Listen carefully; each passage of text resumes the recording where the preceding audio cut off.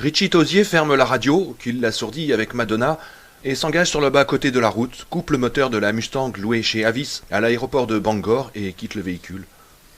Il entend sa propre respiration jusqu'à l'intérieur de sa tête. Il vient de voir un panneau indicateur qui a soulevé la chair de poule dans tout son dos.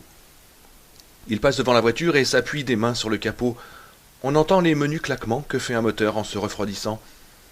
Un jet cajole brièvement, puis se tait, tandis que les grillons continuent à striduler. C'est tout pour la bande sonore. Il a vu le panneau, il l'a dépassé, et soudain, il est de nouveau à Derry. Au bout de 25 ans, Richie Tosier la grande gueule est de retour chez lui.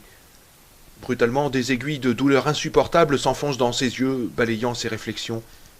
Il pousse un petit cri étranglé et porte les mains à son visage. La seule fois où il a ressenti une douleur du même genre, mais en moins cuisant, remonte au jour où, au collège, un cil s'était pris sous l'un de ses verres de contact. Aujourd'hui, ce sont ses deux yeux qui le font souffrir. Ses mains n'ont pas encore touché son visage que la douleur a disparu. Il baisse lentement les bras, songeur, et regarde la route numéro 7. Il a quitté l'autoroute pour un motif qui lui reste obscur. Il n'a pas voulu arriver par l'autoroute, qui était encore en construction dans la région de Derry, le jour où ses vieux et lui avaient secoué la poussière de la bizarre petite ville de leurs chaussures et pris la direction du Middle West. Il aurait certes fait plus vite en restant sur l'autoroute, mais il aurait aussi commis une erreur. C'est pourquoi il a d'abord emprunté la route numéro 9 et traversé le village endormi de Haven avant de tourner sur la route numéro 7. Le jour commençait à poindre tandis qu'il progressait. Puis le panneau. Il était du même modèle que tous ceux qui marquent les limites des 600 et quelques villes que compte le Maine, mais comme celui-ci lui a broyé le cœur. Penobscot County, Derry, Maine. Et au-delà, un panneau des Elks, un autre du Rotary Club, et pour compléter la trinité, un dernier proclamant « Les lions de Derry rugissent pour le Fonds uni ». Au-delà, ce n'est que la route numéro 7, continuant en ligne droite entre le moutonnement des pins et des sapins. Dans la lumière et le silence du jour qui triomphe de la nuit, ces arbres ont cette qualité rêveuse et irréelle de volutes de fumée gris-bleu, immobilisées dans l'air figé d'une pièce scellée. Derry, pense-t-il. Dieu me vienne en aide, Derry, le diable m'emporte. Il est sur la route numéro 7. À 8 kilomètres de là, si le temps ou une tornade n'en a pas eu raison entre-temps, se trouve la ferme Ruline, où sa mère achetait ses œufs et presque tous ses légumes. 3 kilomètres de plus, et la route numéro 7 devint la route de Witcham, et bien entendu Witcham Street. Dieu nous donne, alléluia, un monde sans fin. Amen. Quelque part entre la ferme Ruline et la ville, il passera devant la ferme Bowers et la ferme Hanlon. Peu après la ferme Hanlon, il verra les premiers scintillements de la Kenduskig et les premiers fouillis broussailleux de verdure empoisonnée. Les luxuriantes basses terres que, pour une raison inexplicable, on appelait les friches mortes. Je me demande vraiment si je vais être capable de tenir le coup. Autant dire toute la vérité, les gars, je ne sais pas si je vais pouvoir. La nuit précédente s'est déroulée pour lui comme un rêve. Un rêve qui s'est poursuivi tant qu'il a continué de voyager, d'avancer, d'aligner des kilomètres. Mais maintenant qu'il s'est arrêté, ou plutôt que le panneau l'a arrêté, il vient de s'éveiller à une étrange vérité. Ce rêve était la réalité, Derry est la réalité. On dirait qu'il est incapable d'arrêter l'évocation de ses souvenirs. Ceux-ci vont finir par le rendre fou, croit-il. Il se mord la lèvre, s'étreint les mains très fort, comme pour éviter de voler en éclats. Il sent qu'il ne va pas tarder à voler en éclats.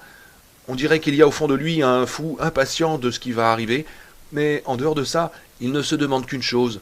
Comment vais-je me débrouiller pour franchir l'étape des quelques prochains jours? De nouveau ses pensées s'interrompent. Un daim s'avance sur la route. Il entend même le bruit feutré de ses sabots sur la chaussée. Richie s'arrête de respirer avant de reprendre en douceur. Il regarde, stupéfait. Il n'avait jamais imaginé que sa vie mouvementée pouvait lui réserver un tel spectacle. Il fallait revenir ici pour trouver ça. C'était en fait une biche sortie du bois à droite. Elle s'arrête au milieu de la 7, de part et d'autre de la ligne blanche discontinue. Ses yeux noirs contemplent Richie Tosier avec douceur. Il lit de l'intérêt dans son regard, mais pas de peur. Il la regarde, émerveillé, et se dit qu'elle est un heureux présage, un signe quelconque à la Mrs. Azonka, ou une connerie comme ça. C'est alors que lui revient, de manière inattendue, un souvenir lié à Monsieur Nell. La frousse qu'il leur avait fichue ce jour-là, leur tombant dessus juste après que Bill, Eddie et Ben avaient raconté leur histoire. Et tandis qu'il contemple la biche, Richie prend une profonde inspiration et se retrouve en train de parler l'idiome de l'une de ses voix, celle, pour la première fois depuis 25 ans ou plus, du flic irlandais, qu'il avait incorporée à son répertoire après cette journée mémorable. Elle déraboule dans le silence du matin comme une énorme boule de bowling, plus puissante encore qu'il s'y attendait. Jésus-Christ, à la jambe de bois, qu'est-ce qu'une petite mignonne comme toi fabrique dans ce coin perdu? Jésus-Christ, ferait mieux de rentrer chez toi avant que j'en parle au père Ostragus. Avant que ne retombe l'écho, avant que le premier jet scandalisé ne commence à le tancer pour ce sacrilège, la biche exhibe sa queue blanche comme un drapeau d'armistice et disparaît au milieu des pins couleurs de fumée, ne laissant derrière elle qu'un petit tas de crottins frais pour montrer que même à 37 ans, Richie Tosier est encore capable d'en sortir une bien bonne de temps en temps. Il se met à rire, doucement tout d'abord, puis il est frappé par le ridicule achevé de la situation. Sur le bord d'une route du Maine, au petit matin, à 5000 kilomètres de chez lui, en train de hurler des incongruités à une biche avec l'accent d'un flic irlandais. Son rire enfle, se transforme en fou rire, le fou rire en hurlement. Il est finalement obligé de s'accrocher à la voiture, pleurant comme une fontaine, et se demandant vaguement s'il ne va pas mouiller son pantalon. Chaque fois qu'il reprend un peu le contrôle de lui-même, ses yeux se posent sur le petit tas de crottins, et un nouvel accès de fou rire le prend. Reniflant, hennissant, il finit par réussir à se glisser derrière le volant. Il fait repartir le moteur de la Mustang. Un camion-citerne passe, ronflement sonore accompagné d'une gifle d'air. Richie repart derrière lui pour des ris. Il se sent mieux, maintenant, maître de lui, à moins que ce ne soit le fait de se déplacer, d'avaler des kilomètres, qui favorise le retour du rêve. Il se reprend à penser à M. Nel et au jour du barrage. Il leur avait demandé qui avait eu l'idée de cette petite plaisanterie. Il se revoit, lui et les 4 autres, échangeant des regards gênés, et se souvient comment Ben s'était finalement avancé, tout pâle, les yeux baissés, les bajoues tremblantes dans l'effort qu'il faisait pour ne pas bafouiller. Le pauvre gosse devait s'imaginer qu'il allait en prendre pour 5 ans au pénitencier de Shawshank, se dit Richie, mais il y était allé tout de même. Ce faisant, il les avait tous obligés à le soutenir. C'était ça, ou passer pour des méchants à leurs propres yeux, pour des froussards, tout ce que n'étaient pas leurs héros à la télé. Un geste qui avait soudé leur groupe pour le meilleur et pour le pire, et la soudure apparemment a tenu 27 ans. Les événements font parfois comme les dominos, le premier renverse le deuxième, qui renverse le troisième, et c'est parti. Quand, se demande Richie, a-t-il été trop tard pour revenir en arrière? À quel moment Stan et lui étaient-ils arrivés pour prendre part à la construction du barrage? À quel moment Bill leur avait-il parlé de la photo d'école sur laquelle son frère lui avait cligné de l'œil? Aux yeux de Richie Tosier, il semble que le premier domino soit tombé quand Ben Ascombe s'était avancé et avait déclaré « C'est moi qui leur ai montré comment le faire, c'est ma faute ». M. Nel était resté immobile, lèvres serrées, les mains sur sa grosse ceinture de cuir noir. Il regardait tour à tour Ben et le petit lac qui ne cessait de croître, avec la tête de quelqu'un qui n'arrive pas à croire ce qu'il voit. C'était un Irlandais corpulent, aux cheveux prématurément blanchis et ondulés, soigneusement peignés en arrière sous la casquette bleue de flic. Il avait des yeux d'un bleu éclatant, un nez d'un rouge éclatant, et des foyers de petits capillaires éclatés sur les joues. Il était d'une taille au-dessus de la moyenne, mais pour les 5 garçons qui se tenaient penauds devant lui, il devait bien mesurer 2,50 m. M. Nel ouvrit finalement la bouche pour parler, mais Bill s'avança à côté de Ben et ne lui en laissa pas le temps. C'est moi qui ai eu cette idée, réussit-il à sortir péniblement. Il prit une énorme bouffée d'air, et sous l'œil d'un M. Nel impassible, dont l'insigne flamboyait royalement au soleil, Bill bafouilla le reste de ce qu'il voulait dire. Ce n'était pas la faute de Ben. Ben n'avait fait que se pointer par hasard et leur montrer comment faire correctement ce qu'ils faisaient mal. Moi aussi, intervint soudain Eddy en venant se placer à côté de Ben. C'est quoi ça, moi aussi demanda M. Nel. Ton nom et ton adresse, cow-boy à la manque. Eddy rougit violemment jusqu'à la racine des cheveux. J'étais avec Bill avant que Ben soit là, c'est tout ce que je voulais dire. Richie alla se placer à côté d'Eddy. L'idée de faire 1 ou 2 voix lui traversa bien l'esprit, mais à la réflexion, ce phénomène était une chose aussi rare que délicieuse pour Richie, il se dit que cela risquerait d'empirer les choses. M. Nel n'avait pas l'air d'être d'humeur à Nantes, comme disait parfois Richie. Les AA étaient même sans doute la dernière chose qu'il avait à l'esprit.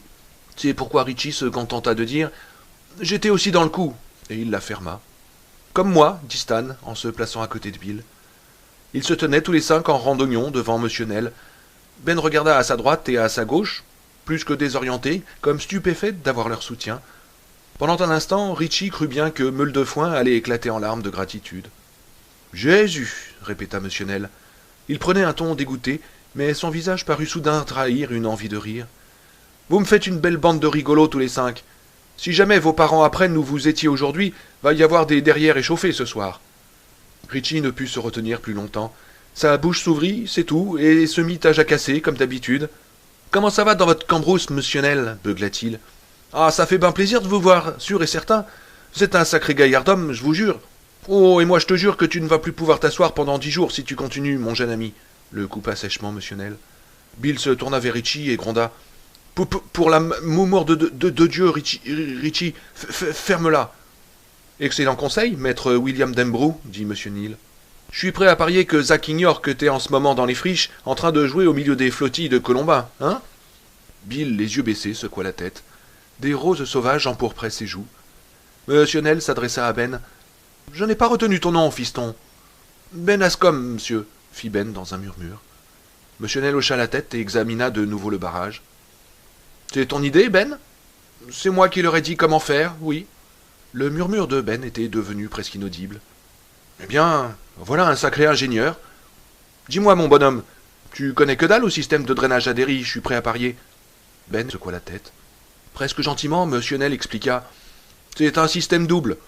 Une partie retient les déchets humains solides, la merde, si ça n'offense pas tes chastes oreilles, et l'autre emporte les eaux usées, c'est-à-dire l'eau des toilettes, des éviers, des douches, des machines à laver. Cette eau s'écoule par les égouts de la ville. Bon, on peut dire que tu n'as causé aucun problème pour le système qui nous débarrasse des déchets solides, puisqu'ils sont déversés un peu plus bas dans la Ken du Skig par pompage. Il doit y avoir une bonne tapée de colombins en train de sécher ici et là au soleil grâce à toi. Mais aucun risque de voir la merde collée au plafond chez les gens. Mais pour ce qui est des eaux usées, il n'existe pas de pompe, comprends-tu? Elles s'écoulent le long des pentes dans ce que les grosses têtes d'ingénieurs appellent des fosses de drainage. Et je suis prêt à parier que tu sais où se déversent ces fosses, mon bonhomme, non? Ici? Fit Ben en montrant le secteur en amont du barrage, en grande partie submergé grâce à ses soins. Il n'avait pas levé les yeux, de grosses larmes commençaient à couler lentement sur ses joues. Monsieur Nel fit semblant de ne rien remarquer. « Tout juste, mon gros petit père. Toutes les fosses de drainage se déversent dans les cours d'eau qui aboutissent dans les friches. En fait, bon nombre des ruisseaux qui arrivent ici ne sont que des eaux usées. Les sorties sont tellement enfouies dans les broussailles qu'on ne les voit pas. La merde va d'un côté et tout le reste de l'autre. Dieu bénisse l'intelligence des hommes, et il ne vous est pas venu à l'esprit une seconde que vous aviez passé toute la sainte journée à patauger dans de la pisse et les eaux sales de Derry, hein ?» Eddie se mit soudain à halter et dut se servir de son inhalateur. « Savez ce que vous avez fait? Toute l'eau a reflué dans 6 ou 8 des bassins de décantation qui desservent Witcham, Kansas et Jackson, sans compter les petits trucs qui les relient. » Monsieur Neal fixa Bill Denbrough d'un regard froid. « L'un d'eux communique avec ton propre foyer, maître Denbrough.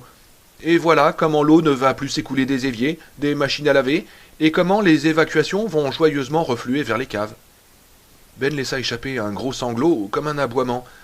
Les autres lui jetèrent un coup d'œil et se détournèrent. M. Nel posa sa grande main sur les épaules de Ben. Elle était écaleuse et dure, mais non sans une certaine douceur aussi.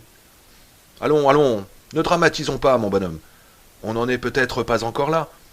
Disons que j'ai un poil exagéré pour que vous compreniez. On m'a envoyé voir si un arbre n'était pas tombé en travers du courant, ça se produit de temps en temps. Après tout, en dehors de vous et moi, qui a besoin de savoir que ce n'était pas ça? Il y a en ce moment en ville des affaires un peu plus sérieuses qu'une petite histoire d'eau refoulée. Je dirais dans mon rapport que j'ai localisé le tronc en travers et que des garçons m'ont donné un coup de main pour le sortir de là, sans donner de nom. Pas de citation à l'ordre de la nation pour la construction d'un barrage dans les friches. » Du coin de l'œil, il observait les 5 gamins. Ben s'essuyait furieusement les yeux avec son mouchoir, tandis que Bill regardait pensivement le barrage. Eddie ne lâchait pas son inhalateur, et Stan se tenait à côté de Richie, une main sur son bras, prêt à le lui broyer, s'il manifestait la moindre intention de dire autre chose que « Merci, monsieur ». « Vous n'avez rien à faire dans un coin pareil, les enfants, » reprit M. Nel. « Il y a bien 60 maladies différentes qui mijotent dans ce potage. D'un côté la décharge, de l'autre des ruisseaux pleins de pisse et d'eau sale, sans parler des moustiques, des mouches noires, des ronces et des sables mouvants. Non, vous n'avez rien à faire dans un endroit pareil. 4 parcs tout propres dans la ville pour jouer au ballon à votre disposition, mes petits gars, et c'est ici que je vous trouve, Jésus-Christ. »« Ça nous plaît d'y venir, dit soudain Bill, une note de défi dans la voix. Quand nous y venons, personne n'est là pour nous casser les pieds. »« Qu'est-ce qu'il raconte ?» demanda M. Neal à Eddie. « Il dit que quand nous venons ici, il n'y a personne pour nous casser les pieds, dit Eddie, la voix menue et sifflante, mais le ton ferme. Et il a raison. Quand nous allons au parc pour jouer au baseball, par exemple, les autres disent « Ouais, d'accord, vous voulez être deuxième ou troisième base ?» Et Richie se mit à caqueter. « Et dit qu'il nous en sort une bien bonne, et sous notre nez. » Monsieur Nel tourna vivement la tête vers lui. Richie haussa les épaules. « Oh, excusez, mais il a raison. Bill aussi a raison. On aime bien venir ici. » Richie crut bien que Monsieur Nel allait se mettre en colère, mais le flic aux cheveux blancs le surprit, lui et les autres, en se contentant de sourire. « Ouais, moi aussi j'aimais bien le coin quand j'étais gamin. Je ne vous l'interdirai pas, mais faites bien gaffe à ce que je vais vous dire. » Il tendit un doigt vers eux, et tous le regardèrent, l'expression sérieuse. « Si vous venez jouer ici, que ce soit toujours en groupe, comme aujourd'hui. Ensemble. Vous me comprenez ?» Ils hochèrent la tête en chœur. « Tout le temps ensemble. Pas de jeu de cache-cache où chacun est seul dans son coin. Vous savez tous ce qui se passe en ce moment. Je vous interdis d'autant moins de venir ici que ça ne changerait rien. Mais pour votre propre bien, ici ou ailleurs, restez en groupe. » Il regarda Bill. « Tu n'es pas d'accord avec moi, maître Bill Denbrough ?»« Oh, si, monsieur, fit Bill. Nous resterons en... Oh, n'en dis pas plus. Donne-moi ta main. » Bill tendit la main et Monsieur Nel la serra. Richie se débarrassa de la main de Stan et fit un pas en avant. « Sûr et certain, Monsieur Nel, vous êtes un prince parmi les hommes, un sacré type. » Il prit l'énorme patte de l'Irlandais dans sa petite main et la secoua énergiquement, un large sourire sur la figure. Amusé, le flic reconnut une parodie lamentable de Franklin Roosevelt. « Merci, mon garçon, dit Monsieur Nel en récupérant sa main. « Va falloir travailler un peu pour ça, parce que pour l'instant, tu as autant l'accent irlandais que Groucho Marx. » Les autres garçons éclatèrent de rire, surtout de soulagement. Et rire n'empêcha pas Stan d'avoir un regard de reproche pour Richie. « T'es vraiment incorrigible. » Monsieur Nel serra les mains à la ronde en terminant par Ben. « Tu n'as pas à avoir honte, mon bonhomme. Ça n'est qu'une erreur de jugement. Quant à votre truc là en bas, c'est dans un livre que tu as trouvé le plan ?» Ben secoua la tête. « T'as inventé ça tout seul ?»« Oui, monsieur. »« Eh ben, nom d'une pipe, tu feras de grandes choses un jour ou l'autre, sûr. Mais pas dans les friches, c'est pas le coin pour ça. » Il regarda autour de lui, songeur. « Ça n'a jamais été le coin pour ça, trop pourri. » Il soupira. « Bon, allez les enfants, détruisez-moi ce truc. Je vais aller pisser un coup et m'asseoir là-haut à l'ombre en attendant que vous remettiez les choses en ordre. » Il jeta un regard ironique à Richie en disant ces derniers mots, comme s'il l'invitait à faire une autre de ses sorties. « Oui, monsieur, » se contenta de dire humblement Richie. Monsieur Nel acquiesça, satisfait, et les garçons se remirent au travail, se tournant une fois de plus vers Ben, mais cette fois-ci pour qu'il leur dise comment défaire le plus rapidement possible ce qu'ils avaient bâti selon ses instructions. Monsieur Nel tira une bouteille brune de sa tunique et ingurgita une large rasade. Il toussa, souffla bruyamment et regarda les enfants, les yeux humides, l'expression bienveillante. « Est-ce que c'est que vous avez dans votre bouteille, monsieur ?» lui lança Richie d'où il se tenait, dans l'eau jusqu'aux genoux. « Tu pourras jamais la fermer, Richie ?» siffla Eddie. « Ça ?» fit monsieur Nel, légèrement surpris, regardant de nouveau sa bouteille dépourvue de toute étiquette. « C'est le sirop pour la gorge des dieux, mon garçon. Voyons maintenant si t'es capable de pelleter aussi vite que tu parles. » Un peu plus tard, Bill et Richie se retrouvèrent dans la côte de Witcham Street. Bill poussait Silver. Après avoir construit puis détruit le barrage, il ne disposait tout simplement plus de l'énergie indispensable pour propulser l'engin à sa vitesse de croisière. Les deux garçons étaient sales, ébouriffés et recrus de fatigue. Stan leur avait demandé s'ils ne voulaient pas venir chez lui faire une partie de Monopoly, mais ils avaient refusé, il se faisait tard. Ben, l'air épuisé et déprimé, avait dit préférer rentrer chez lui, voir si personne n'avait rapporté les livres de la bibliothèque. Il avait quelques motifs de l'espérer, car chaque volume contenait une carte où figurait le nom et l'adresse de l'emprunteur. Eddie expliqua qu'il voulait voir The Rock Show à la télé. Neil Sedaka devait passer, et il tenait à vérifier si Sedaka n'était pas un noir. Stan lui dit qu'il était idiot, que Sedaka était blanc, qu'on s'en apercevait rien qu'en l'écoutant. Eddie protesta et lui fit remarquer qu'il avait toujours pris Chuck Berry pour un blanc, jusqu'au jour où il l'avait vu dans Bandstand. « Ma mère pense toujours qu'il est blanc, » ajouta Eddie. « C'est tant mieux. Elle ne me laisserait sans doute plus écouter sa musique si elle apprenait que c'était un nègre. » Stan avait parié 4 BD à Eddie que Neil Sedaka était blanc, et ils étaient partis ensemble chez Eddie pour en avoir le cœur net. C'est ainsi que Bill et Richie s'étaient retrouvés tout seuls, marchant dans la direction de la maison de Bill, sans beaucoup parler. Richie se mit à repenser à l'histoire de l'album de George, avec la photo qui s'animait. En dépit de sa fatigue, une idée lui vint à l'esprit. Une idée idiote, mais qui n'était pas non plus sans attrait. « Billy, mon pote, dit-il, arrêtons-nous 5 minutes, pause café, veux-tu ? Je suis mort. On n'aurait pas cette chance, répondit Bill, qui néanmoins fit halte et posa soigneusement Silver en bordure de la pelouse du séminaire de Derry. Puis les deux garçons s'installèrent sur les marches qui conduisaient à l'entrée de la grande bâtisse victorienne. Quelle journée, fit Bill, morose. Il avait deux taches mauves sous les yeux, et son visage trahissait la fatigue de quelqu'un qui n'en peut plus. Il vaudrait mieux appeler chez toi quand on sera à la maison. Sinon, tes vieux vont se ranger les sangs. Oui, bien sûr, dit Richie. Mais écoute, Bill. Richie s'interrompit, repensant à la momie de Ben, au lépreux d'Eddie et à ce que Stan avait failli leur raconter. Pendant un instant, quelque chose affleura son esprit, quelque chose qui avait à voir avec la statue de Paul Bunyan, mais grâce à Dieu, il ne s'était agi que d'un rêve. Il repoussa toutes ces absurdités et se lança. Si on allait dans la chambre de George, chez toi, j'aimerais voir cette photo. Bill regarda Richie, bouleversé. Il voulut parler et n'y réussit pas, tant était forte la tension. Il se contenta de secouer violemment la tête. T'as entendu l'histoire d'Eddie, Bill, et celle de Ben. Est-ce que tu y crois? Je ne sais pas. Je crois qu'ils ont dû voir quelque chose. Oh oui, moi aussi. Et je suis sûr que tous les autres gosses qu'on a tués dans le secteur auraient une histoire comme ça à raconter. La seule différence avec Ben et Eddie, c'est qu'ils n'ont pas été pris. Bill souleva les sourcils, mais sans manifester une grande surprise. Richie se doutait bien que Bill avait pu faire le même raisonnement. Il bafouillait, mais il n'était pas idiot. Réfléchis maintenant à ça, grand Bill. Un type a très bien pu se déguiser en clown pour tuer les enfants. Ne me demande pas pourquoi, mais qui peut dire pour quelle raison agissent les cinglés? Oui, d'accord, mais c'est pas tellement différent du Joker dans une histoire de Batman. Le seul fait d'exposer ses idées excitait Richie. Il se demanda brièvement s'il essayait honnêtement de prouver quelque chose ou s'il n'était pas en train d'embobiner Bill afin de pouvoir voir la chambre et la photo. En fin de compte, c'était probablement sans importance. Le seul fait de voir une lueur d'excitation dans l'œil de Bill suffisait. Mais l'histoire de la photo dans tout ça. Ouais, je sais pas. Qu'est-ce que t'en penses, toi? À voix basse, sans regarder Richie, Bill répondit qu'il pensait qu'il n'y avait aucun rapport entre les meurtres. Je crois que c'était le fantôme de Georgie. Un fantôme dans une photo? Bill acquiesça. Richie resta pensif. L'idée de fantôme ne troublait nullement son jeune esprit. Il était convaincu de leur existence. Avec des parents méthodistes, Richie allait à l'église tous les dimanches et au catéchisme tous les mardis soirs. Il connaissait déjà assez bien la Bible et il savait qu'il y avait toutes sortes de choses bizarres dedans. D'après la Bible, Dieu lui-même était au moins un fantôme pour un tiers, mais ce n'était qu'un début. On croyait aux démons dans la Bible. Jésus en avait fait sortir tout un troupeau d'un type. Vraiment marrant cela.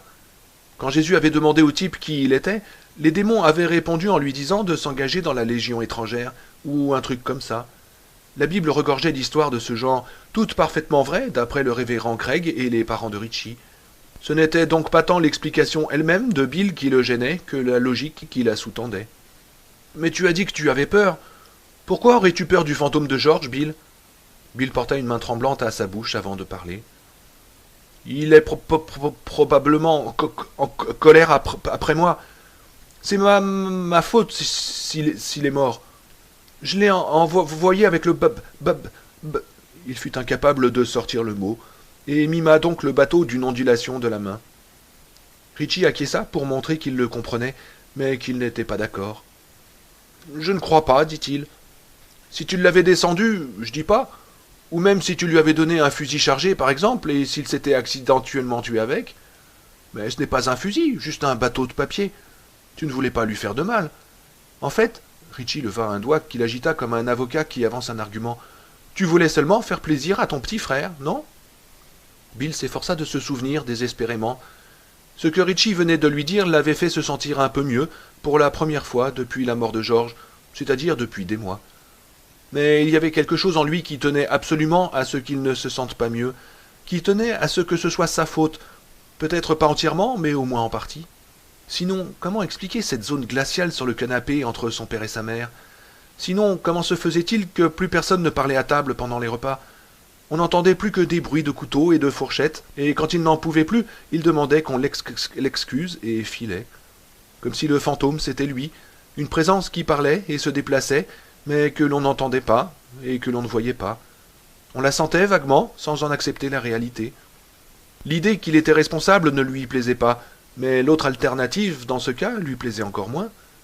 Il aurait fallu, pour expliquer le comportement de ses parents, admettre que toute l'attention qu'ils lui avaient dévolue, tout l'amour qu'ils lui avaient porté, n'avait été que le résultat de la présence de Georges.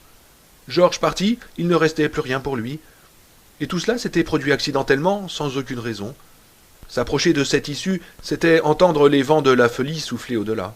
Il revint donc sur ce qu'il avait fait, senti et dit le jour de la mort de Georgie, une part de lui-même espérant que Richie avait dit vrai, l'autre espérant tout autant que non.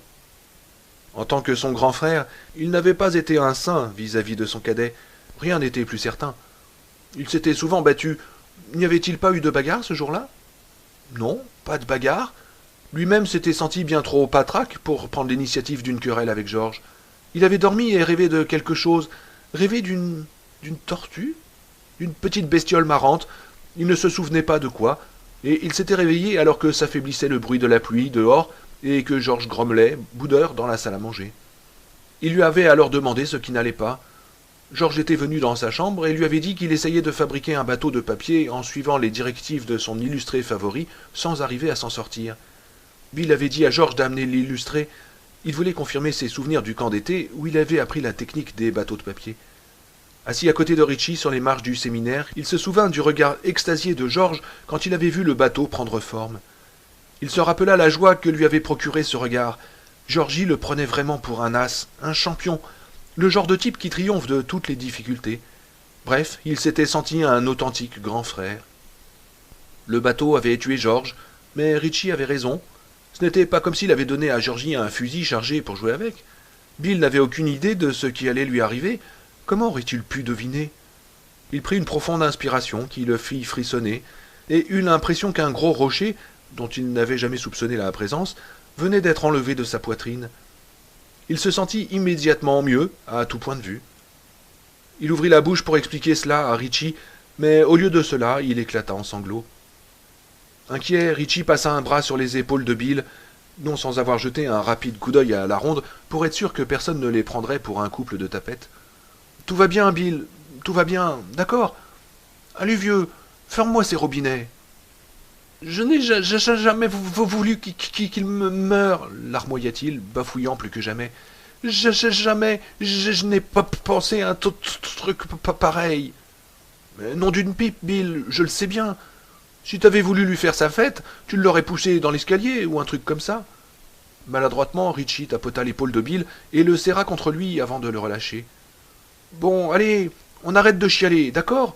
On dirait un bébé. » Peu à peu, Bill se calma.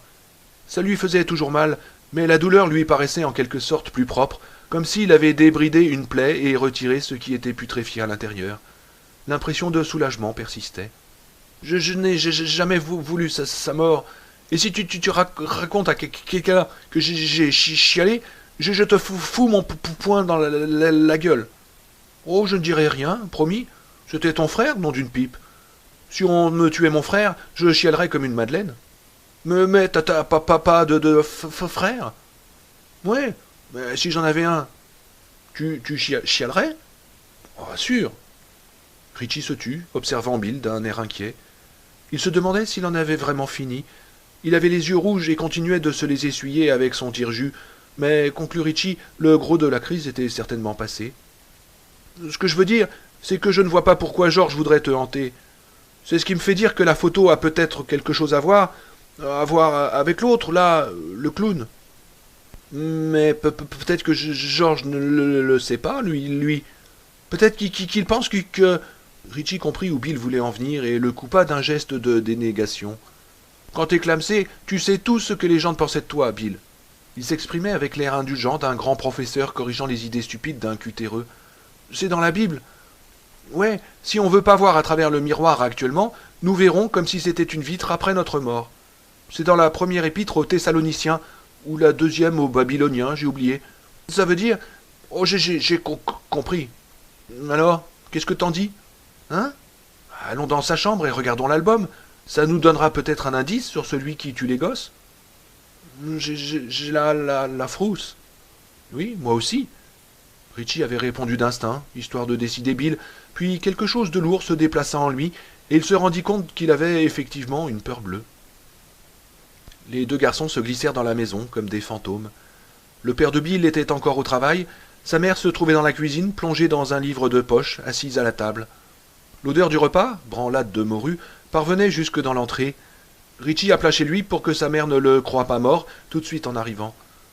Mais la mère de Bill les entendit et s'enquit de ce qui se passait depuis la cuisine. Richie expliqua que sa propre mère passerait le prendre dans un moment. Ils allèrent à l'étage, dans la chambre de Bill. Elle était rangée comme une chambre de garçon, c'est-à-dire que sa mère n'aurait eu qu'un léger mal de tête en l'examinant. Les étagères croulaient sous les livres et les BD empilés à la diable, tandis que des 45 tours, les jouets et les modèles réduits disputaient la place à d'autres livres sur le bureau, où trônait également une machine à écrire, une vieille Underwood de bureau. Ses parents la lui avaient offerte pour Noël 2 ans auparavant, et Bill s'en servait de temps en temps pour écrire des histoires, avec plus de fréquence depuis la mort de George. Cette manière de faire semblant lui procurait un certain soulagement.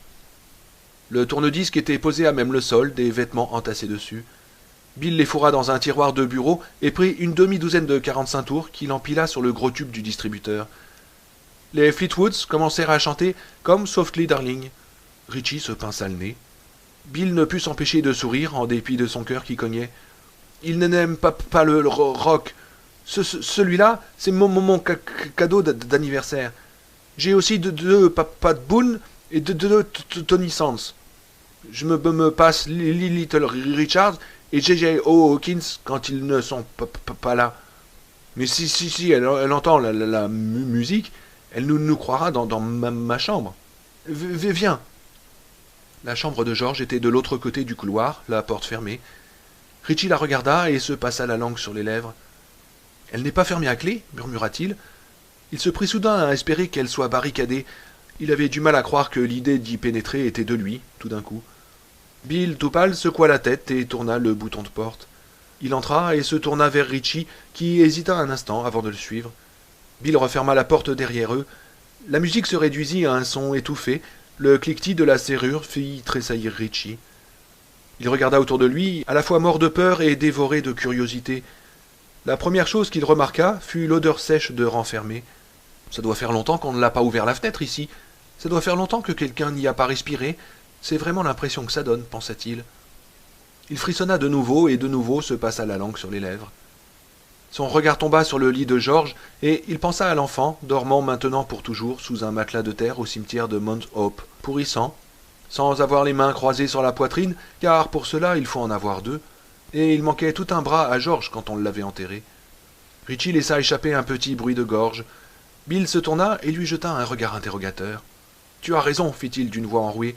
C'est rudement inquiétant ici. Je me demande comment tu as pu y venir seul. C'était mon frère, répondit simplement Bill. Par moment, j'ai envie, c'est tout. Il y avait des posters sur les murs, des posters pour les petits.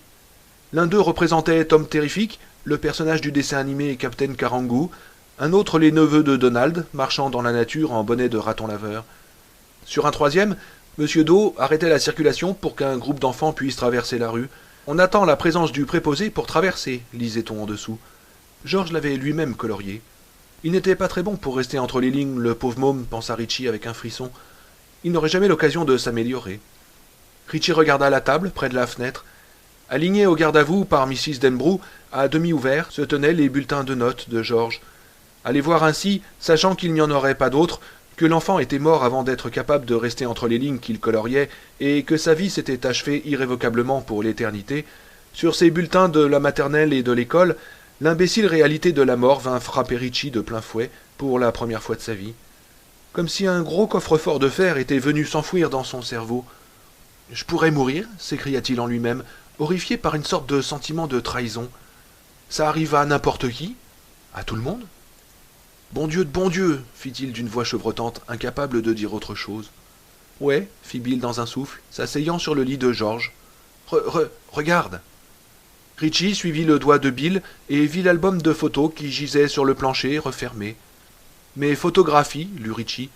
George Elmer Denbrough, 6 ans. »« 6 ans » s'écria la voix intérieure avec toujours le même sentiment d'avoir été trahi.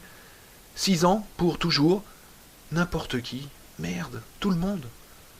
L'était ouvert, dit Bill. Avant. Eh bien, il s'est refermé de lui-même, dit Richie, mal à l'aise, en s'asseyant à côté de Bill, sans quitter des yeux l'album de photos. Comme un livre. Les pages, je veux bien, mais la couverture, elle s'est refermée d'elle-même. Il regarda Richie solennellement, les yeux très noirs dans son visage blême et fatigué. Il veut que ce soit toi qui le rouvre. C'est ce que je pense. Richie se leva et se dirigea lentement vers l'album. Il gisait en dessous de la fenêtre, masqué seulement par de légers rideaux. Dans la cour, il aperçut un pommier d'où pendait, de la plus grosse branche, torse et noir, une balançoire que faisait osciller le vent. Ses yeux revinrent sur l'album de Georges. Une tache marron s'étalait sur la tranche, vers les pages du milieu. Ce pouvait tout aussi bien être du ketchup desséché, évidemment. Rien n'était plus facile que d'imaginer Georges regardant son album de photos, un hot-dog ou un hamburger bien dégoulinant à la main. Il prenait une grosse bouchée et un peu de ketchup giclé sur l'album. Les enfants sont sujets à ce genre de petit accident involontaire. Ce pouvait être du ketchup, mais Richie savait que non. Il effleura l'album et retira sa main. Il lui avait donné une impression de froid. Il était pourtant placé de telle manière que le soleil d'été, puissant et à peine filtré par les légers rideaux, aurait dû le chauffer toute la journée. Il dégageait néanmoins une sensation de froid. « Eh bien, je ne vais pas y toucher, pensa Richie. De toute façon, je n'ai aucune envie de regarder dans ce stupide album plein de têtes que je ne connais pas. Je crois que je vais dire à Bill que j'ai changé d'idée. Nous n'aurons qu'à aller dans sa chambre pour lire des illustrés un moment.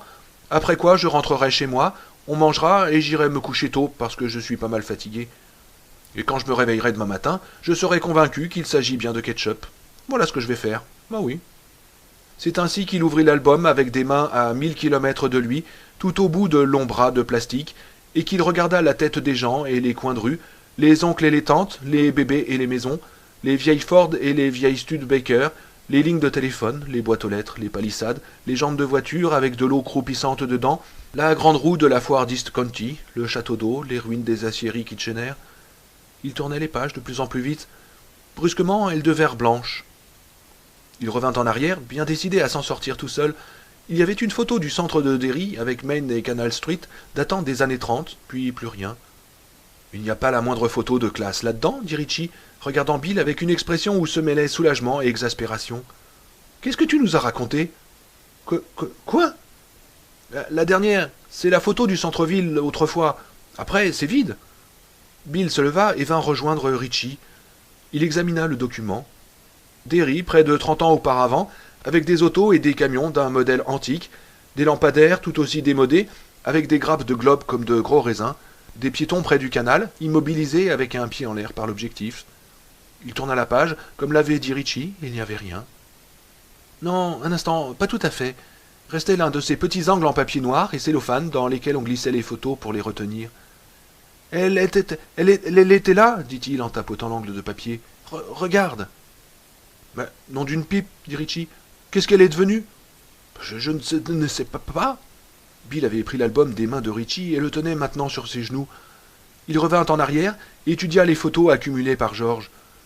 Il abandonna au bout d'une minute, mais les pages continuèrent à se tourner, toutes seules, lentement mais régulièrement, avec un fort bruit de froissement qui avait quelque chose de délibéré. Bill et Richie échangèrent un regard, l'un et l'autre l'œil exorbité, et revinrent à l'album. Il arriva de nouveau à la dernière image, et les pages arrêtèrent de tourner. Le centre de Derry en couleur sépia, la ville telle qu'elle était bien avant leur naissance. « Hé !» fit tout à coup Richie en reprenant l'album à Bill. Il n'y avait plus de peur dans sa voix maintenant, et une expression d'émerveillement venait de se peindre sur son visage. « Merde de merde !»« Quoi ? Qu'est-ce qu'il y a ?»« Mais nous, c'est nous là, sur la photo. Jésus Christouille, mais regarde !» Bill saisit le livre par l'un des côtés. Penchés sur la page, ils avaient l'air de choristes déchiffrant une partition. Bill prit une profonde inspiration, et Richie comprit que lui aussi voyait la même chose. Sous la surface brillante de la vieille photo en noir et blanc, deux jeunes garçons marchaient sur Main Street en direction de l'intersection avec Center Street, l'endroit où le canal passait sous terre pour un peu plus de 2 kilomètres. Ils se détachaient nettement devant le muret de béton qui bordait le canal. L'un d'eux portait des pantalons de golf, l'autre quelque chose qui avait l'air presque d'un costume marin. Il avait une casquette de tweed perchée sur sa tête. Ils étaient de profil 3/4 par rapport à l'objectif et regardaient quelque chose de l'autre côté de la rue. Le garçon en pantalon de golf était sans aucun doute Richie Tosier et son camarade en costume marin et casquette de tweed, Bill Denbrough. Ils se contemplaient, hypnotisés, sur une photographie presque 3 fois plus vieille qu'eux. Richie sentit sa bouche devenir aussi sèche que de l'amadou et aussi lisse que du verre. Quelques pas en avant des deux garçons se tenait un homme retenant son fedora par le bord, un pan de manteau relevé par un coup de vent. Il y avait des Ford Model T dans la rue, une Pierce Arrow, des Chevrolettes avec des marchepieds. « Je n'arrive pas à croire, commença Bill, et c'est à cet instant-là que la photo se mit à s'animer. La Ford T qui se trouvait au milieu du carrefour, et aurait dû y rester éternellement, ou du moins jusqu'à la dissolution de la photo, acheva de le franchir en laissant derrière elle des fumées d'échappement. Une petite main blanche apparut à la vitre du conducteur pour indiquer un changement de direction à gauche. Elle s'engagea dans Court Street et sortit du cadre du cliché, disparaissant ainsi. La Pierce Arrow, les Chevrolettes, les Packard se mirent toutes à rouler, s'évitant les unes les autres au croisement. Au bout de 28 ans, le pan du manteau de l'homme retomba. Ce dernier enfonça vigoureusement son chapeau et se mit à marcher. Les deux garçons achevèrent leur tour d'horizon et se présentèrent de face, et l'instant suivant, Richie comprit ce qu'ils avaient regardé quand il vit un chien galeux apparaître dans Center Street. Le garçon en costume marin, Bill, monta 2 doigts à la bouche et siffla. Interloqué au point d'être incapable de bouger ou de penser, Richie se rendit compte qu'il avait entendu le sifflement, qu'il entendait le ronronnement irrégulier des automobiles. Le niveau sonore était faible, comme s'il se trouvait derrière un vitrage épais, mais les bruits étaient bien là. Le chien lança un coup d'œil aux deux garçons et poursuivit son chemin. Ils se mirent à rire comme des baleines et reprirent leur marche. C'est alors que le Richie de la photo prit Bill par un bras et lui montra le canal vers lequel ils se tournèrent. « Non, ne fais pas ça, ne fais pas ça, pensa Richie. » Ils s'avancèrent jusqu'au muret bas de béton, et soudain le clown jaillit au-dessus comme un horrible diable de sa boîte. Un clown qui avait la tête de Georgie, les cheveux ramenés en arrière et collés, un sourire hideux à la bouche, les lèvres barbouillées de blanc et sanguignolantes, les yeux comme 2 trous noirs. L'une de ses mains tenait les ficelles de 3 ballons. Avec l'autre, il essaya de prendre le garçon en costume marin par le cou. « Non, non, non !» cria Bill en portant la main à la photo, en mettant la main dans la photo. « Arrête, Bill !» hurla Richie en lui attrapant la main. Il s'en fallut d'un rien. Il vit le bout des doigts de Bill pénétrer la surface de la photo et passer dans un autre monde. Il vit le bout des doigts perdre des couleurs chaudes de la vie et prendre les teintes blêmes qui passent pour du blanc dans les vieux clichés. En même temps, ils devinrent petits comme déconnectés. On aurait dit cette illusion d'optique particulière à l'eau. La partie de la main en dessous de la surface semble flotter indépendamment de la partie qui est au-dessus. Une série de coupures en diagonale apparurent à l'endroit où les doigts de Bill devenaient ceux de la photo, comme s'il avait mis la main entre les pales d'un ventilateur en marche. Richie le prit par l'avant-bras et tira de toutes ses forces. Tous deux tombèrent à la renverse, tandis que l'album était projeté à terre et se refermait dans un claquement sec.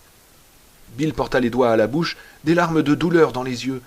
Du sang coulait sur ses paumes et ses poignets en filets délicats. « Fais-moi voir, Bill !»« Ça fait mal !» répondit Bill en tendant la main à Richie, paume vers le bas. Une série de coupures entaillaient son index, son majeur et son annulaire. Le petit doigt avait à peine effleuré la surface de la photographie, en avait-elle une, et n'avait pas été touché apparemment. Bill confia plus tard à Richie que l'ongle avait cependant été coupé aussi nettement qu'avec des ciseaux de manucure. « Seigneur, Bill, dit Richie, vite, un pansement !» C'était tout ce qui lui venait à l'esprit. Nom d'une pipe, ils avaient eu de la chance. S'il n'avait pas tiré sur son bras comme il l'avait fait, Bill aurait pu y laisser les doigts. « Il faut arranger ça. Ta mère risque de... »« Oh, t'occupe pas de ma mère, répondit Bill, qui reprit l'album de photos en répandant des gouttes de sang sur le plancher. Ne retouche pas ce truc, s'écria Richie en le saisissant frénétiquement par les épaules. Tu as déjà failli perdre tes doigts. Bill se débarrassa de lui d'un mouvement du torse et se mit à feuilleter l'album, avec sur le visage une sinistre expression pleine de détermination qui fit davantage peur à Richie que tout le reste, surtout quand il vit la lueur de folie dans l'œil de son ami. Ses doigts ensanglantés laissaient des taches rouges sur les feuilles. Ces taches, comme l'autre, ne tarderaient pas à ressembler à des traces de ketchup, évidemment. Il tomba enfin sur la photo du centre de Derry. La Ford T était revenue au milieu du carrefour. Les autres véhicules étaient figés aux mêmes endroits qu'auparavant. L'homme qui marchait tenait toujours le rebord de son fedora et le pan de son manteau se gonflait d'air. Les deux garçons avaient disparu. Il n'y avait aucun enfant sur le cliché. Mais... Regarde, murmura Richie avec un geste prudent pour ne pas approcher le doigt trop près de l'image. Un demi-cercle apparaissait au-dessus du parapet du canal, le sommet de quelque chose de rond, quelque chose comme un ballon. Ils sortirent juste à temps de la chambre de George. La mère de Bill n'était pour l'instant qu'une voix au bas de l'escalier et une ombre contre le mur. « Êtes-vous en train de vous battre, les garçons » demanda-t-elle sèchement. « J'ai entendu un bruit de chute. »« Non, non, on chahutait juste un peu, maman » répondit Bill en jetant à Richie un coup d'œil qui lui disait « Toi, la ferme, hein ?»« Arrêtez-moi ça immédiatement. J'ai cru que le plafond allait me tomber sur la tête. »« Oh oui, oui, maman. » Ils l'entendirent qui retournait vers le devant de la maison. Autour de sa main blessée, Bill avait enroulé son mouchoir qui s'imbibait de sang. Il allait en dégoûter d'un instant à l'autre. Les garçons descendirent à la salle de bain, et Bill laissa la main sous le robinet jusqu'à ce qu'elle arrêtât de saigner. Une fois nettoyées, les coupures, pourtant très fines, se révélèrent profondes.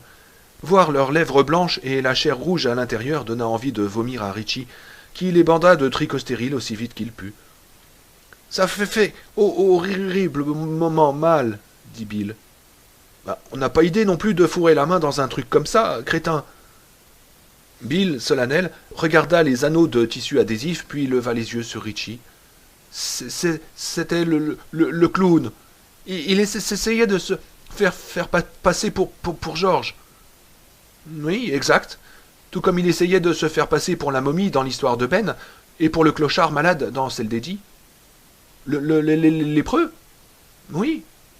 Mais est-ce que c'est vraiment un clown ? » ?»« Non, c'est un monstre, répondit carrément Richie. Une sorte de monstre, qui se trouve quelque part ici, en plein Derry, et qui tue les gosses. » Peu de temps après l'incident du barrage dans les friches, émotionnel et l'histoire de la photo qui bougeait, Richie, Ben et Beverly Marsh se trouvèrent face à face, non pas avec un monstre, mais avec deux, un samedi. Ils payèrent même pour cela. Richie, du moins, paya. Ces deux monstres étaient certes effrayants, mais nullement dangereux, car ils poursuivaient leurs victimes sur l'écran du cinéma Aladdin, tandis que Richie, Ben et Beverly assistaient à leurs exploits depuis le balcon. L'un des monstres était un loup-garou joué par Michael London. Il était chouette, car même quand il devenait le loup-garou, il conservait sa coupe de cheveux en catogan. L'autre était cette espèce d'affreux branleur joué par Gary Conway, ramené à la vie par un descendant de Frankenstein qui jetait en pâture tout ce qu'il ne gardait pas à des alligators installés dans son sous-sol. Également au programme, des actualités avec les dernières modes de Paris et la plus récente explosion au décollage d'une fusée Vanguard à Cap Canaveral, 2 dessins animés, et bientôt sur nos écrans, avec en d'autres, J'ai épousé un monstre venu de l'espace, et The Blob, que Richie inscrivit immédiatement sur ses tablettes. Ben resta particulièrement tranquille pendant le spectacle.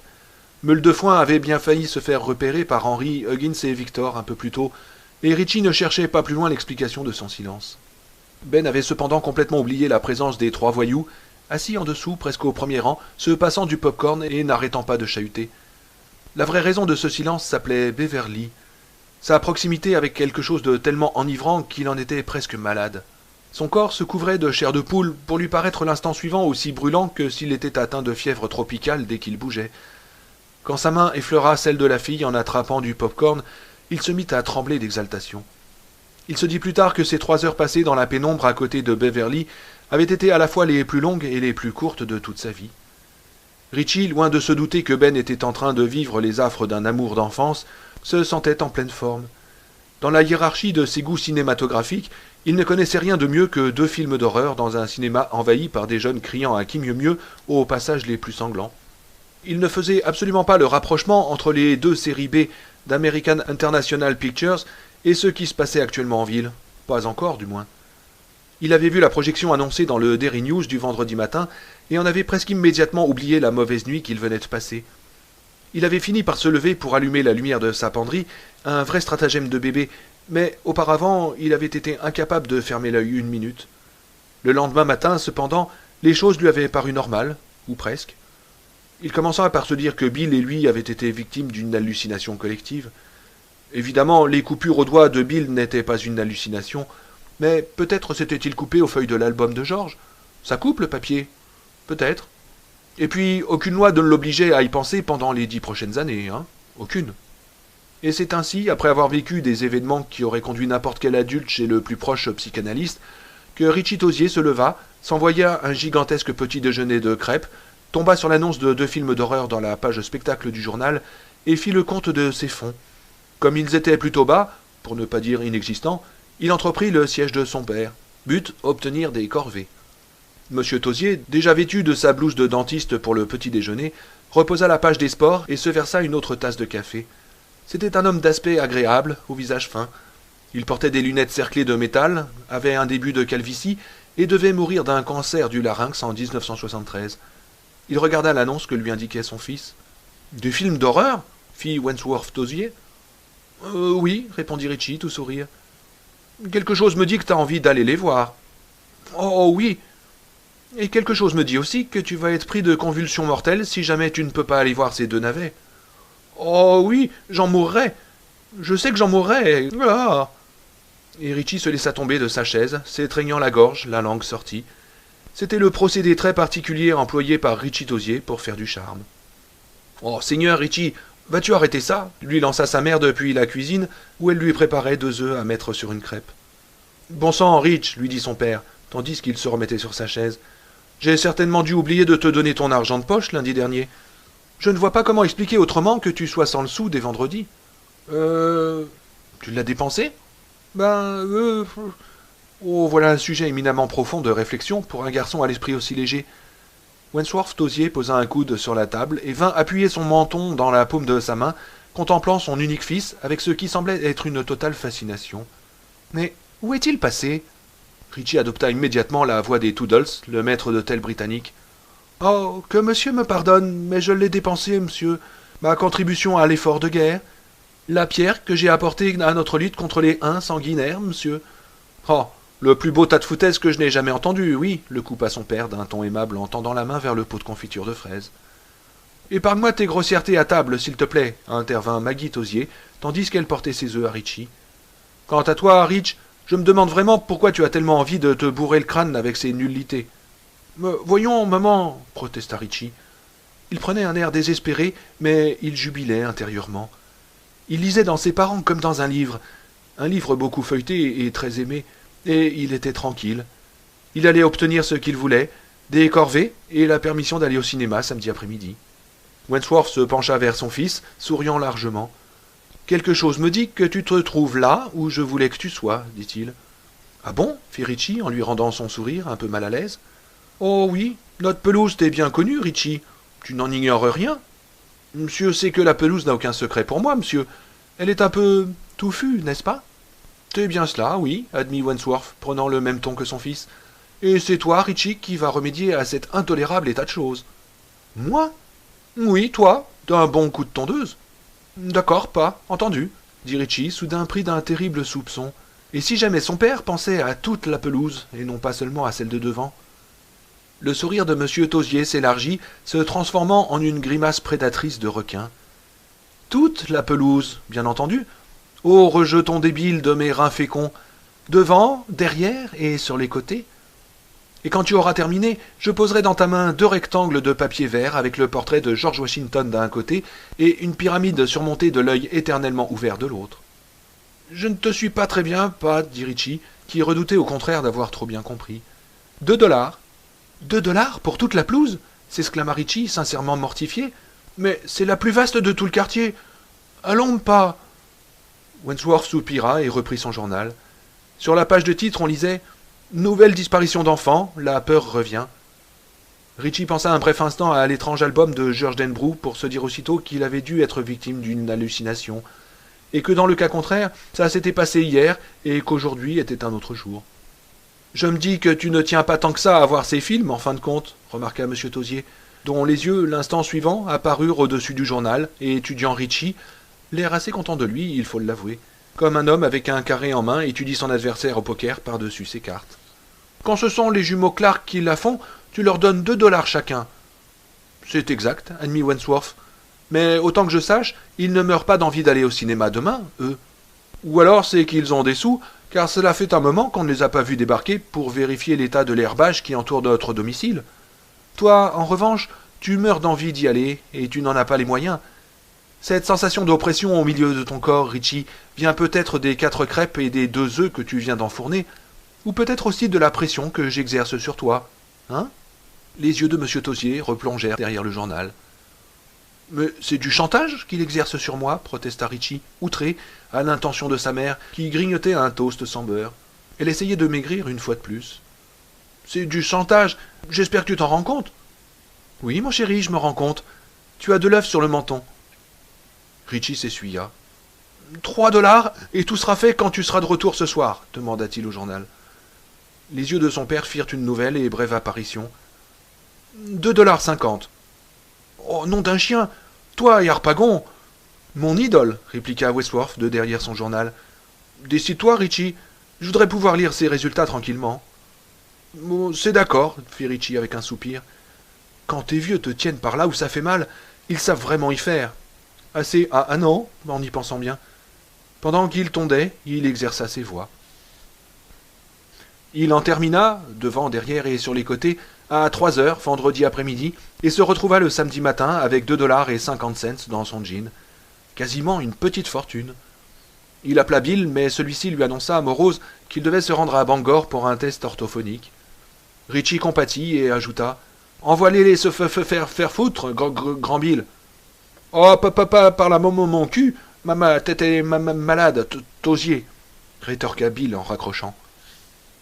Richie rappela ensuite Eddie Casbrack, qu'il trouva encore plus déprimé que Bill. Sa mère s'était procuré des billets de bus valables pour la journée, et ils allaient rendre visite à ses tantes à Avon, Bangor et Hampton. Toutes trois étaient grosses, comme Mrs. Casbrack, et toutes trois vieilles filles. « Elles vont me pincer les joues et me dire « Comme il a grandi, ce petit !»« Tu vas voir, » dit Eddie. « Mais c'est parce qu'elles te trouvent tout mignon, Ed, comme moi. »« Ah, l'adorable petit garçon que je me suis dit la première fois que je t'ai vu. »« T'es vraiment un salopard, Richie, » lui répondit Eddie. « Quand tu en connais un, tu les connais tous. Tu descendras dans les friches la semaine prochaine ?»« Oh, je pense, oui, si vous en êtes. On pourrait jouer au cow-boy ?»« Bon, peut-être. Mais je crois que Bill et moi, on a quelque chose à te raconter. »« Et quoi ? » Il me semble que c'est plutôt à Bill de te le dire. Allez, salut, embrasse tes tantes pour moi. Très drôle. Son troisième appel fut pour Stan, mais ses parents étaient en pétard contre lui. Il venait de casser la baie vitrée du salon. Il avait joué à la soucoupe volante avec un plat à tarte qui avait pris un mauvais virage. Et patatras. Il était de corvée pour tout le week-end et probablement pour le week-end suivant. Richie compatit de nouveau et demanda si on le verrait dans la semaine aux friches mortes. Stan répondit que oui, probablement, sauf si son père le consignait à la maison. Nom d'une pipe, Stan, c'était juste une vitre. Oh oui, mais t'as pas vu la taille, répondit Stan en raccrochant. Richie était sur le point de quitter le séjour lorsqu'il pensa à Ben Anscombe. Il trouva une seule Mrs. Anscombe dans l'annuaire et supposa à juste titre que ça devait être sa mère. J'aimerais bien venir, mais j'ai déjà dépensé tout mon argent de la semaine, répondit Ben. Il avait l'air déprimé et un peu honteux de l'avouer, ayant tout gaspillé en bonbons, friandises et sodas d'hiver. Richie, qui roulait sur l'or, et n'aimait pas aller seul au cinéma, lui proposa un prêt. « Oh ouais, vraiment? Tu ferais ça ?»« Bien sûr, dit Richie, intrigué. Pourquoi pas ?»« Alors, c'est d'accord, lança joyeusement Ben. D'accord, ça va être chouette. 2 films d'horreur. T'as bien dit qu'il y avait une histoire de loup-garou ? Ouais. Oh, j'adore les loups-garous, mec. Mollo, meule de foin, tu vas mouiller ton froc. Ben éclata de rire. On se retrouve devant l'Aladin, d'accord? Ok, parfait. Richie raccrocha et contempla le téléphone, pensif. Il prit soudain conscience de la solitude dans laquelle vivait Ben Anscombe, et du coup se sentit plein de générosité. Il sifflait en montant les escaliers, il se plongea dans des illustrés en attendant l'heure du spectacle. Il faisait une agréable journée ensoleillée avec une légère brise. Claquant des doigts, Richie descendait Center Street en direction de l'Aladin, tout en chantonnant Rocklin Robin. Il se sentait bien. Il se sentait toujours bien quand il allait au cinéma. Il aimait ce monde magique de rêve. Il était navré pour ses copains retenus par des mornes devoirs en un tel jour, Bill et son orthophoniste, Eddie et ses tantes, et le pauvre vieux Stan qui allait passer l'après-midi à récurer les marches du perron ou balayer le garage.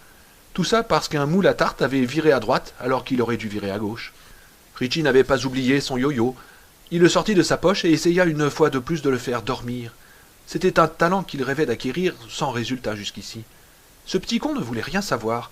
Soit il descendait et remontait bille en tête, soit il descendait pour le compte et restait en bas, pendu au bout de sa ficelle. À mi-chemin, il aperçut une fille en jupe plissée beige et en blouse blanche sans manches, assise sur un banc non loin de Shook's Drugstore. Elle dégustait ce qui lui parut être une crème glacée à la pistache. Sa chevelure roux auburn chatoyante, avec des mèches cuivrées presque blondes, retombait jusqu'au milieu de son dos, ou presque. C'était Beverly Marsh. Beverly plaisait beaucoup à Richie. Disons plutôt qu'il l'aimait bien. Il la trouvait agréable à regarder, et il n'était pas le seul, il le savait. Des filles comme Sally Muller et Greta Bowie la haïssaient, encore trop jeune pour comprendre comment il était possible d'avoir tout ce que l'on voulait et d'être tout de même en compétition avec une fille qui vivait dans l'un des taudis du fin fond de Main Street. Mais elle lui plaisait, avant tout parce qu'elle n'était pas une mauviette et avait un excellent sens de l'humour. En outre, elle avait souvent des cigarettes. Il l'aimait bien, en somme, parce qu'elle était un chic type. Il s'était cependant surpris par une fois ou deux à se demander quelle pouvait être la couleur de ses sous-vêtements, ce qui n'était pas le genre de choses que l'on se demande à propos des autres types. Et puis, devait admettre Richie, elle était rudement jolie pour un type. En s'approchant du banc où elle mangeait sa crème glacée, Richie resserra la ceinture d'une gabardine invisible, rabaissa le bord d'un feutre tout aussi invisible et se glissa dans la peau d'Humphrey Bogart. En y ajoutant la voix, il devint vraiment Bogart, au moins à ses yeux. N'importe qui d'autre aurait trouvé simplement Richie Tosier un peu enrhumé. « Salut, ma poulette, dit-il en nasillant, une fois près d'elle. « Absurde d'attendre le bus ici. Les nazis ont coupé toute retraite. Le dernier avion part à minuit. Tu le prends. Il a besoin de toi, ma poulette. Comme moi, mais je m'en sortirai. »« Ah, salut, Richie, dit Bev. Quand elle se tourna vers lui, il aperçut un bleu qui tournait au violet noir sur sa joue droite, comme l'ombre d'une aile de corbeau. Il fut une fois de plus frappé par son charme, et pour la première fois prit conscience qu'elle était probablement très belle. Jusqu'alors, il n'avait jamais pensé qu'il puisse y avoir de femmes très belles ailleurs qu'au cinéma, ou qu'il soit possible pour lui d'en connaître une. C'était peut-être le bleu qui lui avait révélé sa beauté, par contraste, la marque attirant tout d'abord l'attention et renvoyant ensuite au reste. Les yeux gris-bleus, les lèvres bien ourlées et naturellement rouges, la peau d'enfant crémeuse et sans défaut. Quelques taches de rousseur étaient dispersées sur son nez. « Tu veux ma photo » demanda-t-elle en relevant la tête d'un air provoquant. « Oh, j'ai celle de ton passeport, ma poulette » de nouveau Boggy. « Mais quand t'auras quitté Casablanca, faudra m'en envoyer une autre. »« Oh, t'es nul, Richie. Tu ressembles autant à Humphrey Bogart que moi à Inda Lupino. » Mais elle souriait en disant cela. Richie s'assit à côté d'elle. « Tu vas au cinéma ?»« Non, je suis fauché. Est-ce que je peux voir ton yo-yo ?» Il le lui tendit. « Je devrais le rendre. Il n'y a pas moyen de le faire dormir, alors qu'en principe, il peut. Je me suis fait avoir. » Beverly passa un doigt dans la boucle de la ficelle, tandis que Richie repoussait ses lunettes sur son nez pour voir si elle savait s'y prendre. Elle tenait le yo-yo dans le creux de la main, paume en l'air, et le laissa rouler le long de son index. Il descendit au bout de sa ficelle et s'endormit. Elle eut un petit geste du doigt. « Viens ici !» Et le yo-yo se réveilla aussitôt, remontant la ficelle pour atterrir dans sa paume. Mais elle n'en resta pas là, et enchaîna sur d'autres figures, terminant par 2 tours du monde, dont l'un passa bien près d'une vieille dame qui leur jeta des regards furibonds, le yo-yo revenant docilement dans sa main pour terminer. Elle retourna s'asseoir à côté de Richie, qui la regardait bouche bée d'admiration, non feinte. Son expression la fit éclater de rire. « Ferme-la, tu vas attraper des mouches !» Richie obtempéra sur le champ. « De toute façon, pour le dernier coup, j'ai eu de la chance. C'est la première fois de ma vie que j'ai réussi 2 tours du monde de suite. » D'autres enfants arrivaient, en route pour le cinéma. Peter Gordon accompagnait Marcia Fadden. On prétendait qu'ils étaient ensemble, mais Richie soupçonnait que leur lien était surtout de voisinage. Leurs maisons se jouxtaient, et qu'ils étaient tellement crétins qu'ils avaient besoin l'un de l'autre pour se soutenir. Bien qu'à peine âgé de 12 ans, Peter Gordon abordait déjà une actée virulente. Il lui arrivait parfois de traîner en compagnie de Bowers, Chris et Huggins, mais il était trop pusillanime pour entreprendre quelque chose de son propre chef. Il y eut un échange de quolibets aigre-doux qui se termina sur de vagues menaces. « On se reverra bientôt, binoclard !»« Le jour où tu voudras, tocard !» répliqua Richie, qui eut le don de faire hurler de rire Beverly. Elle s'appuya pendant un instant à l'épaule du garçon, qui eut le temps de trouver que ce contact et l'impression d'un poids léger qui l'accompagnait n'étaient pas vraiment désagréables. Ils se redressèrent. « Quelle belle paire d'andouilles, dit-elle. »« Ouais. Parie que mademoiselle prise de l'eau de rose, dit Richie, faisant de nouveau pouffer Bev. « Oh non, du Chanel numéro 5, répondit-elle d'une voix étouffée, car elle avait porté les mains à la bouche. Tu l'as dit, admit Richie, qui n'avait aucune idée de ce qu'était le Chanel numéro 5. Beverly ? Oui ?